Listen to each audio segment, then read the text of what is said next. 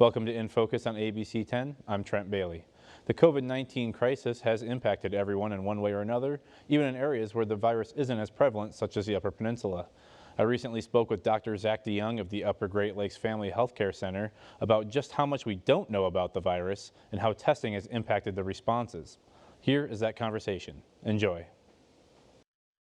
All right, so Dr. DeYoung, thank you for joining me today. You want to give a little bit of background on you and why people should take what you're saying with merit? Oh, okay. Yeah. Well, Yeah. thanks, Trent. Thanks for having me on. It's a real honor. Yeah, I'm Dr. Zach DeYoung. I'm the acting emergency medical director for Upper Great Lakes Family Health Centers. We're an organization of federally qualified health clinics throughout the central and western UP. And so, as a family physician in this role, it's been my job over the last almost 3 months to coordinate our organization's response to the COVID-19 pandemic. So that's actually been my whole job since this pandemic began to creep into Michigan, and I've done nothing but read about, think about, talk about, and act on COVID-19 since pretty much the first week of March. Prior to that, my previous experience with handling pandemics was when I was an Army physician in the past. I had to take care of the squadron of soldiers under my care in the setting of the swine flu, the H1N1, that showed up in fall of 2009, which thankfully did not end up being as bad of a problem as this. But that's where I kind of got my bearings, or my first taste of what a pandemic could be. But like I said, thankfully that didn't pan out to be as bad as we were afraid it was. So kind of studied up the flu pandemic response rule book at that point, and then have had to learn as we go with this one, because there's been a lot of striking differences since the onset of the COVID-19 pandemic here in Michigan and in the Upper Peninsula. And some people, they hear COVID-19 or they hear coronavirus, they might not be exactly sure what all this does. We've heard a lot of different things. So this is one symptom, this is another symptom. You want to talk a little bit about what this virus actually does and what it's impacting the most?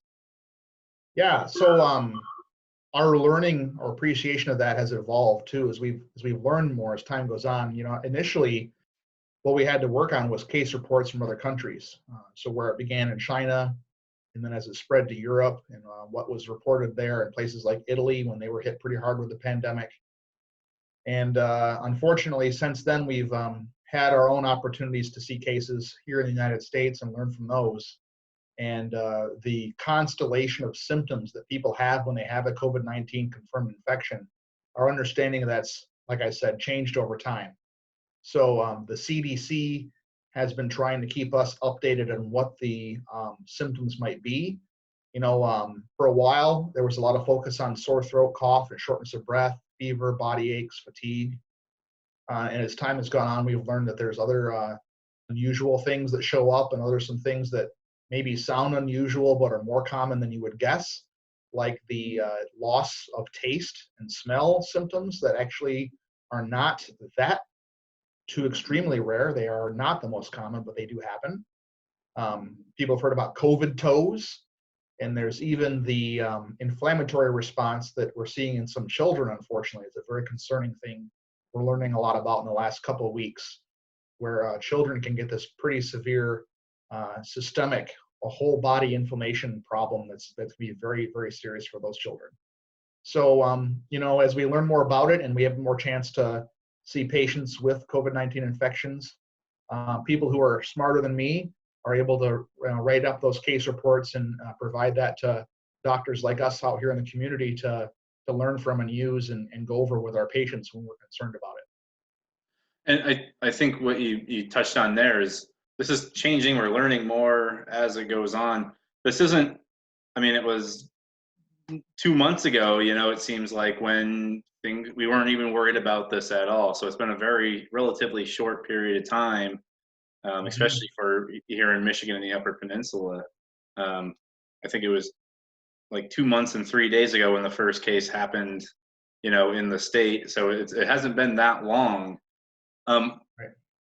how is this?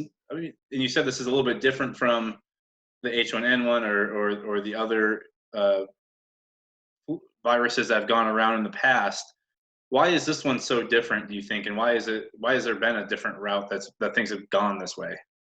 So there's two reasons here. Number one is how contagious or how infectious, you could say, this virus is compared to influenza.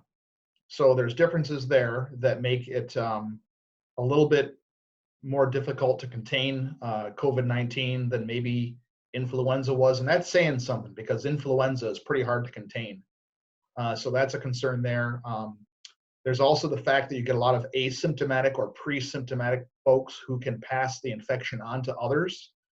So it makes it very difficult for people who want to contain the infection to a certain area to do that well, because there's people who are out and about in the community mixing with others who may be infecting others unknowingly. So that's a concern. And then third, I think the problem is that people they get these pretty severe symptoms from COVID-19 at a pretty high rate. And the potential for the severe complications, the hospitalizations, the folks who need to be treated in the ICU and put on a ventilator, that's been pretty significant, and compared to your yearly influenza bugs, which run around and don't have the high rate of these complications. Now, let's be fair to influenza. Influenza is very serious for some people who have certain health conditions, maybe chronic medical conditions that put them at risk for complications from influenza, or the very young or the very old. It can be very serious, and that's why family medicine doctors like me really encourage our patients to get their yearly influenza, their seasonal influenza vaccines, because that's bad enough. But COVID-19 is a whole other monster, and it's really comparing apples to oranges in the situation. So that's why things have gone so differently for us with this than compared to your run-of-the-mill seasonal influenza. Yeah, and you hear that a lot, whether it be in national media or the talking heads on TV, or even on social media. You see a lot of comparison between those two, or I mean, you see a lot of things that are like, oh well, once it gets 80 degrees out, this goes away. And I mean, now we're seeing where it's getting close to 80 degrees and it's not just gone away, especially all around the country. I think it's fair for people to start with a concept of COVID-19 from what they've experienced previously with influenza. I mean, honestly, that's where I started too. Like I said, we didn't know what this was going to be like, and we only know it now, maybe to a limited extent compared to how we will understand this a year from now or 10 years from now. But I mean, you got to start from the framework that you're used to. And I think for a lot of us, that was previous influenza, surges or spikes in the community. And again, the H1N1 from before. And then going back to 100 years ago with the Spanish influenza problem. So that's just kind of the mental framework people start with, and we have had to it's a remarkable thing about us is that we're able to adapt and learn and make sure we're responding appropriately with the actual situation we have, rather than being dug in and saying, well, this is influenza, we have to do it like influenza. We have to learn to do things right now for the situation we're in now. So. And I know the flu is like a yearly thing, and you just touched on it. You want the elderly people, or doctors always tell the elderly people or people that are at risk to get those flu shots. Is there a concern, or is there anything that we know of right now that could suggest that COVID-19 is going to be a seasonal issue like the flu? Do we know anything like is that going to be possible? Yeah, there's some concern for that. So there's several different strains of the SARS-2 coronavirus. So that there is concern that if you get one strain, and let's say you develop antibodies and an immunity to that strain, that you may not be immune to the other 7 strains that are out there. So yeah, there's a concern for that. And this virus also does mutate. They've shown that as it moves through populations. So the concern for a virus that mutates, it may move the target, so to speak, for our immune system and make it more difficult for us to develop immunity. Those are some unanswered questions. There's really not enough science right now to say what we're looking at for the future, but there is a concern for that. And I think it's good that we're considering those possibilities, because we need to be prepared for those eventualities, 3 or 4 chess moves ahead in the game. But right now, we just don't know anything about that for sure. So let's talk about testing then. Very early on, there was very limited testing. You had to be in certain areas to get that testing, and now it's much more, available and it's out there. I know there's places in Houghton and Marquette, Negaunee. There's places around the Upper Peninsula that are offering this. What is so different about this that the testing took so long to be able to get out there, and what do we need to go forward with as we start to move on with it right now where we're at? Yeah, well, we were kind of caught unprepared for this pandemic, unfortunately. So earlier, the testing supplies weren't in the quantities that would have been needed to be sufficient to offer the testing like we would have liked to. So in response to that, the experts recommended priorities for testing and criteria to determine those priorities so that we wouldn't be wasting our tests on people or situations that may not have been as serious as others.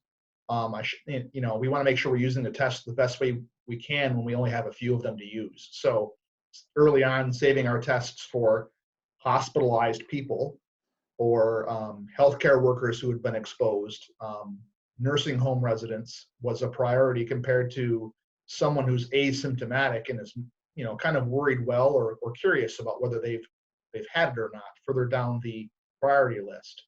And as time has gone on, really starting about 4 or 5 weeks ago, the testing supplies suddenly and dramatically increased pretty markedly. And so that's when we were here at Upper Great Lakes able to do more in regard to testing and open up the drive-through testing site in Houghton that we've been doing. I know that there's been the Ice Lake drive-through testing site, Teal Lake testing site that had been open, and I hear that's actually due to close sometime soon. But we've been able to do more with the testing because we've had more supplies, and we've also been able to broaden the testing criteria to that extent. Now, currently, the health department, in our collaboration with them, they're advising us to just go ahead and test anybody, regardless of their symptoms, their job, or their exposure history, or their travel history, because we wanted numbers to be able to make right kind of decisions about the reopening that's being planned. And so in order to make good decisions in that regard, they need the data. So right now, pretty much anybody who wants to get tested can probably get tested. I know that in Houghton or Upper Great Lakes in our network, we really, we're going to ask people about those things, about their exposures, their symptoms, what their job is, but that's not going to stop anybody from getting a test. We're going to test everybody because we're trying to help the state out and the local health departments out with that data collection. So currently they are focusing on the PCR tests, which are molecular tests based on the genetics of the virus. And so it detects the virus in the test and will tell us if the person who's been tested is currently infected or carrying the virus, which is it's the information we want right now. We want to know about that so we can do the containment that needs to be done and the contact tracing to trace down other people who may be spreading the virus about the community unknowingly. So that's the focus right now, is that testing. There's been a lot of questions about antibody testing recently. In antibody testing, I think we're going to see as we go forward, it's going to have we're going to emphasize the role of antibody testing going forward, especially checking people in the community, because we're going to have questions about immunity, like I talked about before. Have people had the virus unknowingly, and do they have antibodies, and does that mean that they're immune? And so that work is being done right now. Currently, the CDC and the health departments are not encouraging us to use antibody testing for what we're doing right now at this phase in the pandemic, because antibody testing, due to the delay in the human body producing antibodies if you get sick with COVID-19, those tests aren't as useful for doing that contact tracing and containment of the disease as the PCR test is. So some organizations are offering antibody testing right now. I guess it's mostly to satisfy some people's curiosity. There's very little role for that right now in the health initiatives that the health department's spearheading. And also, we really don't know what that means if you get a positive test. Chances are, if you get a positive test here in the Upper Peninsula with such low prevalence of COVID-19, it's probably a false positive, actually. There's a high rate of false positives on these tests. So we probably want anybody who had a positive antibody test to get a second antibody test done that's made by a different manufacturer, so that we have two tests that try to catch the antibodies with different, they're basically manufactured differently. So they're not going to make the same mistakes, so to speak, in the testing. And so that might be one way down the road that we can use antibody testing. But again, it's really not relevant right now. And then the last point to consider with antibody testing currently is that we don't know if having antibodies does make you immune for the reasons we discussed a minute ago. There have been people who've had positive antibodies who've been reinfected. So that science is being done right now to answer those questions.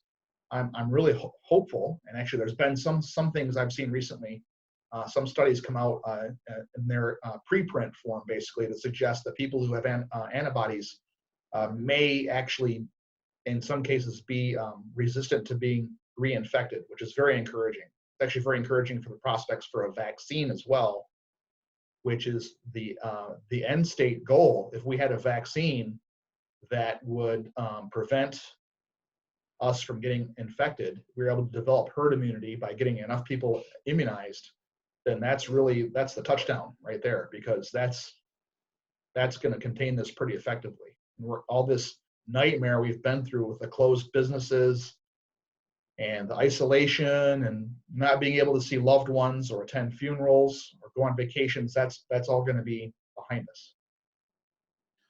And again, it seems like that's just we just don't know at this point, because there's so much that we don't know. And as time goes on, we'll be figuring that out more. Yeah, Trent, this uncertainty is one of the worst things for a lot of us.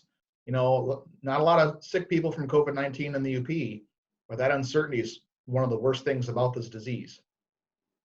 Yeah, and I was in the Grand Rapids area actually when things were starting to kick off, and everyone was scared, and they had to, everyone was scared, didn't know what was going to happen. And there was like one case that happened in Grand Rapids at that point.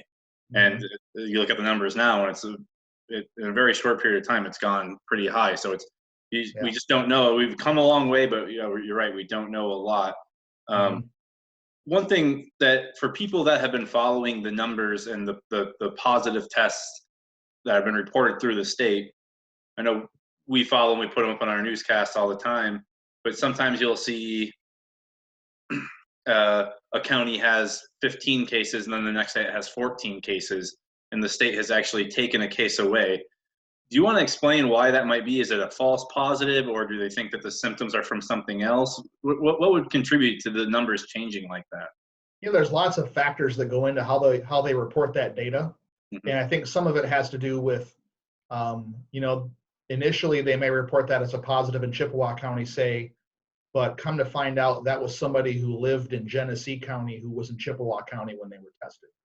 I mean, there's so many different ways that they might initially report that. But, the nice thing is that in the end, they are working about being accurate and precise with the data that they're reporting on the site. So I commend them for amending it as it goes on and not just leaving it there like it was to begin with. So, it is important for us later on to have an accurate picture of who was infected where and when. And so that accuracy is important, and they want to make sure they get it right. So the fact they are going through and correcting that, it's actually very encouraging to see that people are actually paying attention to that. I think in the news, there's been some concerning stories about other states where the data has been fudged or manipulated for political purposes. And I'm glad to see that's not going on here in Michigan. I have a good relationship with our health departments in the UP. And those people, again, they want to get it right. They're motivated to make sure they protect the health of the citizens in our communities. And so I think that integrity, especially here locally, is something we can take to the bank with the folks in the health department. And the fact that they are working very hard to make sure their numbers and their reporting are accurate, to really reflect what's going on here. So we all know where we stand, which is important. Yeah, and that's especially important because, as the governor announced, the Upper Peninsula is going to be reopening certain sectors moving forward. And I want to talk about that, but as we go forward and things are being reopened, the testing is also going to have to keep going. It's not like, oh, we're reopened, we're past this now. And I think that's kind of what people are getting the kind of sense of getting, we're back to normal now, but we're not necessarily back to normal, and we're still going to have to be doing testing. What do you think is the best, smartest way to be moving forward here as we start to reopen parts of the economy in the Upper Peninsula? Well, like I said before, we need a pretty good picture of what's going on in the community right now. And so that PCR testing, which tells us what's going on now, that molecular testing, is really what we want to hang our hats on for those decisions. And so we encourage anyone who wants to do their civic duty in a way and go get tested, even if they're completely asymptomatic. Again, no symptoms, no exposures. That is a fine thing to do, to provide numbers for the health department, because you know what? There is the off chance that somebody who's been, doing their best to self-isolate, they had to go to the grocery store once to pick up a gallon of milk, and who knows, maybe that was enough of an exposure, and they've been home, and they happen to be the one positive test in 1,000 that we're getting in the UP. So that's a valuable thing for people to do, but really providing the state and the health departments with those negative tests is just as important as catching the positives. We want those businesses to reopen, and we want to be able to, make sure that we can do tourism safely here in the UP this summer. We want to make sure that the universities can reopen in the fall. We've got a lot of very important things that we need good-looking numbers on those reports from the health department to help us with. So getting that testing done now is real important. If people want to step up and call their healthcare providers, contact us. We're taking all comers at our drive-through testing site up here in Houghton. Each of our clinics, you can call up and make an appointment to be scheduled for a test. You don't need to be one of our patients. If you've got a primary care provider you trust and you want them to do your testing, by all means, give them a jingle. It doesn't have to be us. But that's really important for the health department to have those numbers going forward for reopening. And as we're going along and people from other areas start mixing with us here this summer, again, during tourist season, if there happens to be someone happens to bring the virus with them in their travels, we sure want to know that too. So again, a robust testing capability and program is essential to make sure we catch things and tamp them down as soon as we can by doing that contact tracing and the isolation to prevent bad things from happening here in our community. And with the reopening, there are certain safety measures that are put in place by the governor right now. Restaurants have to be at 50% capacity with space between. There are things like that. What is stuff that can be done, to ensure that there's not going to be a second wave of this that hits us because all of a sudden we're back out in the public and doing things? If you look at Wisconsin, I think they just saw a large upswing just in the last couple of days because they've been reopened now for like a week or so, but they're already seeing the numbers start to go back up. What can we expect and what should we be doing as we start to reopen? Well, I think that following the guidelines on moving forward in cautious phases, that's a good plan. So I know that that's the plan a lot of businesses have and that we have as an organization. That a lot of colleges and universities are planning these phases to move forward. But we really kind of want to build in what we call engineering controls, things that we're doing as a matter of course that do help prevent infections. So for example, in the office at the clinic, you might actually be asked to wait in your vehicle for your appointment rather than the waiting room. If you are in the waiting room is probably going to look a lot different than it did back in January, because there's probably going to be a lot less seating provided, and the seating that is there is going to be spaced pretty widely apart.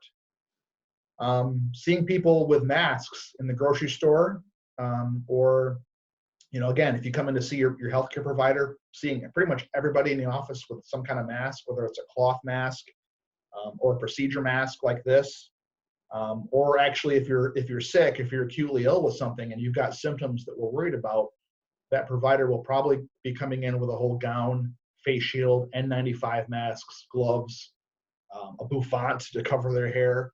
All of those things built in are probably pretty important. And an ounce of caution goes a long way too. An ounce of caution is worth a pound of cure right now.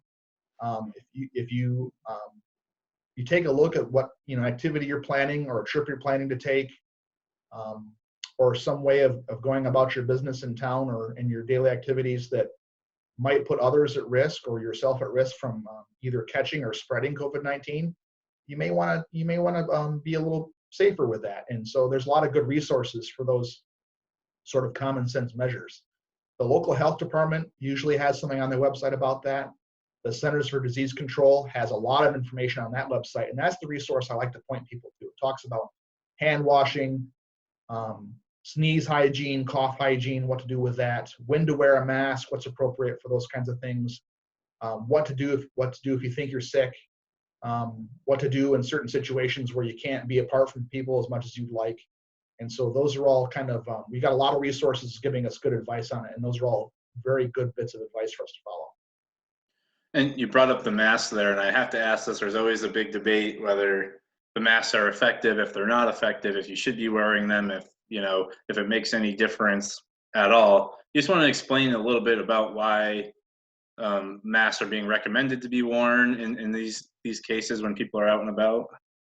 Yeah, so the current recommendation from the CDC is that in situations where folks can't maintain social distancing, that 6 foot radius, that a cloth mask be worn. And that's really to protect the other guy. If you have the cloth mask on your face, that's not going to protect you very well from someone who coughs or sneezes on you. But if you happen to be unknowingly carrying the virus, that's going to cut down on your transmission of that to other people. So that's a pretty patriotic, community-minded thing that a good citizen should do to make sure that we're all doing our part to put this thing to bed.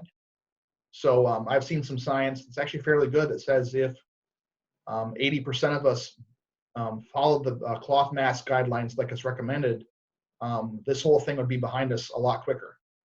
So that's a very important concept. I think a lot of us by now have seen the little meme on social media. If you're on Facebook, it's I think it's from Germany. It's a little cartoon about, and it's a little bit gross, but there's a picture of the guy who wets his pants. Yeah. And he doesn't get the other guy, because if we're both wearing pants, you're less likely to have a problem in that situation. So that's kind of a good way of illustrating that. Now, the recommendation to us healthcare workers is that when I'm having a face-to-face interaction with someone who's not having symptoms that are in any way suspicious for COVID-19, that I wear that procedure mask, the one that I was just holding up a minute ago. And that protects both of us. That protects me, and it protects the patient a little more than just a cloth mask would. So the patient's got to at least wear a cloth mask. In our office, we're providing people with a procedure mask when they come in if they don't come in with a mask. And that's another level of protection for the healthcare worker and the patient. But if I have someone come in with a symptom constellation or any individual symptom that has me at all worried they might be having COVID-19, like I talked about before, I'll be coming in with the whole spacesuit, the gown, the gloves, the mask, the face shield, the hair cover, because and I'll be in and out of that room real quick if I even bring you into the office. A lot of times now, the other engineering control, so to speak, or step we're taking is that if people call up with those symptoms, in most cases, they have a upper respiratory infection that's going to do well with what we call supportive care at home. Coming in to see the doctor for those kinds of illnesses probably doesn't really help the patient get better that much. So when you call the clinic, a nurse may talk to you about things you can do to take care of yourself at home, as long as you're not having red flags or there's other concerning things about that condition just not getting better or other things going on that make us want to see you in the office. Otherwise, you're going to probably be asked to stay at home rather than come to the office, because coming to the office isn't going to help you get better with that problem most likely. And it also helps prevent that patient from spreading COVID-19 throughout their travels to and from our office and in and around the office as well. So there's a lot of different things we're going to see with that in the future going forward that kind of go beyond the masks. We have N95 masks. Those have been on the news a lot lately that we wear when we do our drive-through testing or when we see a patient with those suspicious symptoms. They keep us and the patient safe and healthy and help cut down on that transmission. So those are special masks for those special situations. Those aren't things we wear around the clinic all the time. And that's not recommended for people to wear around the grocery store necessarily. If people have those, they may be actually taking those out of the supply for the healthcare workers and other folks who need those. So we ask people not to go buy N95 masks to wear for those purposes, because they're probably depleting the supply for other people who need them more. And yeah, so I think it's important that people understand that those are they're being asked to wear those for a reason. Yeah, right. And I know I've taken up a decent amount of your time now. So I have one more question for you, or one more topic to talk about. We see every single Saturday, the state reports how many people have recovered from this. We are now, I think it's about 28,000 people that have recovered of the 53 that we have. So, over 50% of the people that have had the cases in the state, they're now considered recovered. Do you want to explain what that means and what the data is that they're talking about when they say recovered? Does that mean they just haven't had the symptoms in a while, or they can do tests that can tell like they've developed the antibodies? How do they just discern who's recovered and who hasn't? I think we could probably look at that from a pretty basic perspective without getting in the weeds in that too much, and say, if you had a patient with any health condition and they said they were recovered, that means they're no longer having symptoms from that, or currently having a problem in some way from that, or complications from that illness. So if I had pneumonia and I told you I was recovered, that would mean that if you did a chest X-ray, you wouldn't see it. If you listened to my lungs, with a stethoscope, you wouldn't hear anything. If you asked me how I felt, I would tell you I felt great. I wasn't having a cough or shortness of breath anymore. So that's pretty straightforward for COVID-19. So yeah, there's a large percentage of those cases that have been reported that are not yet recovered yet. It's because some people who get sick with this, one of the cases that I've seen here, that patient was sick for weeks. Actually, at the time we were thinking it came and went in 14 days, but turns out that's not true for everybody. Some people have a pretty prolonged course of illness, and this patient was sick for several weeks, and so has only been counted among the recovered for about the past 2 weeks out of the 2 months we were kind of working with that case. So that's what's happening, is some people have a very prolonged course of illness and they don't get to be counted amongst the recovered until they have complete resolution of all the symptoms and complications from that. All right, well, I appreciate your time so far. Is there anything else that you want to say on the topic? I think we've covered quite a bit.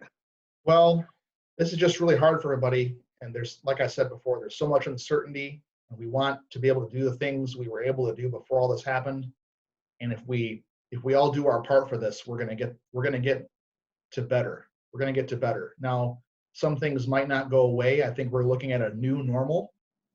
But if we all pull together on this and do our part in this a spirit of cooperation and civic mindedness on this, then we're going to do a lot better faster than we would have if we all kind of go our own way on this. So I encourage everyone to stay safe, use common sense.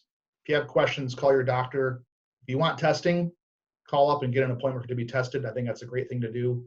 And Trent, this has been a wonderful interview. I really enjoyed talking about this. Thank you so much for the invitation. No, Dr. DeYoung, I thank you for accepting and coming on and talking about this. I think there's a lot of stuff that, a lot of people might not know that much about what's going on, even though it's impacting all of our lives. So I really appreciate you coming on and talking about this for a while. My pleasure. All right. I'll talk to you later, and stay safe. Thanks, Trent. You too.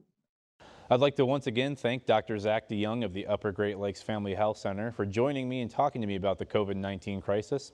And I'd like to thank you for watching In Focus here on ABC 10.